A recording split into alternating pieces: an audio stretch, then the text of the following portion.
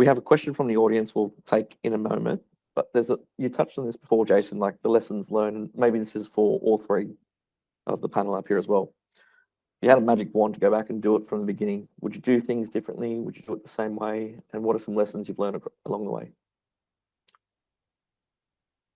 Interestingly, we would put this up as one of our better IT digital projects that we've done over the last 4 or 5 years.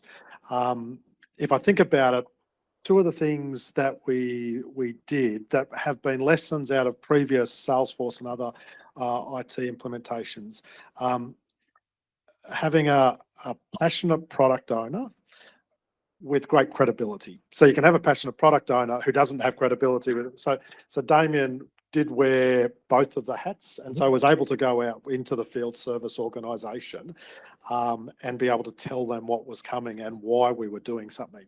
I think if I look back at some of our previous ones, particularly in our account management, when we tried to roll out our account management stuff, we didn't have the right engagement with account managers, so we were telling them what they were going to get, and it perhaps didn't go quite as well.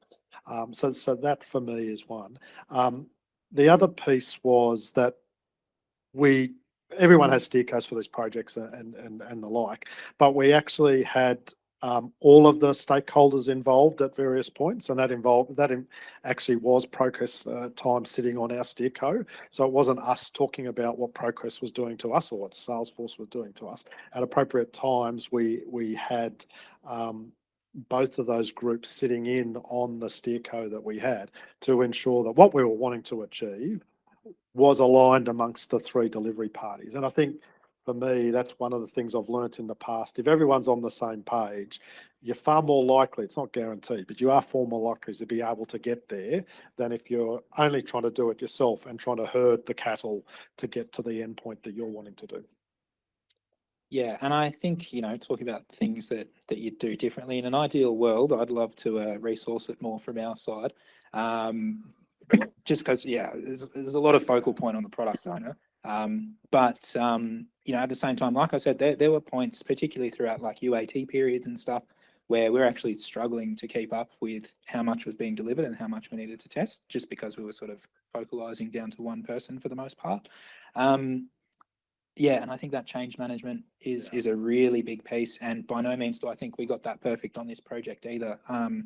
I think particularly with our technician group, given they were the group that's going through the most cultural change, in an ideal world, we might put some more time into that relationship as well, and actually maybe give them the opportunity to come out of their day-to-day for a period to influence the project. That was probably a bit of a struggle. And then, so I guess what it means is that we implemented, obviously there was some change management there, but we had a fairly aggressive rollout to all of our states. I think we visited 6 regions in 3 months or something like that, and did in-person training. And it would have been nice at the end of that if we'd budgeted a bit of time, and this is our internal piece, but it budgeted a bit of time to say, we've rolled all this out, what feedback have we got, and let's actually implement that as part of the project as well, because I think we ended up with quite a lengthy backlog of things that we could have addressed throughout the rollout and sort of smoothed out from state to state as well. We did a bit. We had that hypercare period right after implementation, but you learn a lot over the first sort of month, 2 months, 3 months as well. That would have been really nice to capture on the project as well. We are working through it now. It's just taking time to get through. So, and maybe data. Data, but we thought we had good data. oh boy. We hoped we had good data, perhaps, and then you're putting it into a different system. And I think after the first one, that was one of our ahas. The work that we had to do, or you had to do, we make it sound like I did something, contributing. The data that we had to do and the data cleanup, I think, was, and we'd made some assumptions about data, how we'd get the historical and projects in progress, and some of that was a literal crapshoot. The legacy systems left a little bit to be desired on that front, which was always going to be a challenge.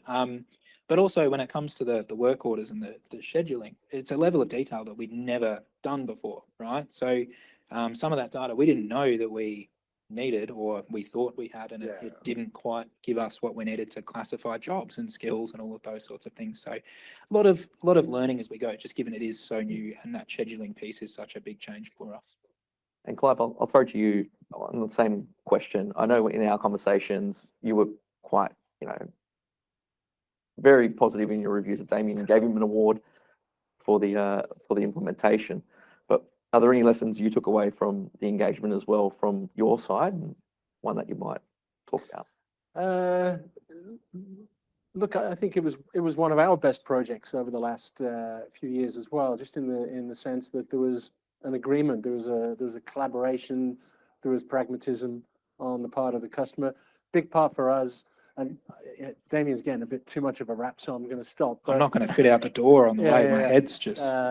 But it is so important to have a product owner. I was saying to Jason before, we've seen senior executives be product owners, and they clearly shouldn't be if they haven't got the time. If they got the time, then great. But we've seen people get dragged away on M&A activity, and they're not turning up to meetings anymore. It's just so important to have all the roles fully laid out. What's your obligations? What are our obligations? And then just work at the best velocity we can with reasonableness as well, because we don't want to be buying pizzas for our consultants at 10 o'clock at night to try to get some crazy, stupid piece of work done that should never have been guaranteed. And we work really hard on having a methodology that's systematic and reasonable, so that everybody can continue to have their normal work-life balance as we get the project done. And it was a really well executed project, and we really enjoyed it. Fantastic. Part of that methodology, we run a showcase every fortnight, so the business can see the product coming to life. So we had a few of these showcases with BOC. Damian, do you want to comment on the importance of the outfit you wear in this showcase? That was really fun, actually. We almost ended up with wigs at one point, but we avoided that. So yeah, during the showcases, we were playing real life personas throughout the business. So we actually picked certain people, and yes, an unnamed project manager ended up getting all of the female personas for some reason. I'm not sure if that was deliberate or not, but yeah, we had a lot of fun, and it's kind of nice. It takes that sort of that edge off of it. We're presenting it to people within the business. Some of them were seeing it for the first time at that point.